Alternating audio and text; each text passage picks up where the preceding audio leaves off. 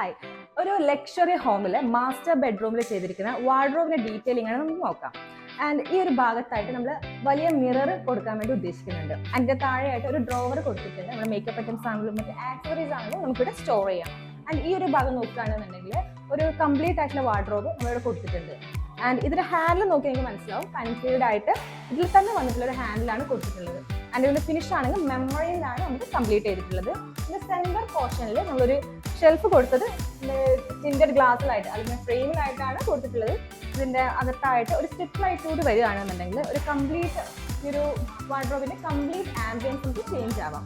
Then ഇതിന്റെ എൻഡിലായിട്ടും നമ്മളൊരു shelf കൊടുത്തിട്ടുണ്ട്. അതും അലുമിനിയം ഫ്രെയിമിൽ ടിൻഡഡ് ഗ്ലാസ് തന്നെയാണ് കൊടുത്തിട്ടുള്ളത്. ഈ ഒരു റൂമിന്റെ മറ്റൊരു ഭാഗത്തായിട്ട് നമ്മളൊരു വാർഡ്രോബ് ഇവിടെ കൊടുത്തിട്ടുണ്ട്. ആൻഡ് ലോങ് ആയിട്ട് സീലിംഗ് തട്ടുന്ന രീതിയിലാണ് ഈ ഒരു കബോർഡ്സ് ഇവിടെ പ്ലേസ് ചെയ്തിട്ടുള്ളത്.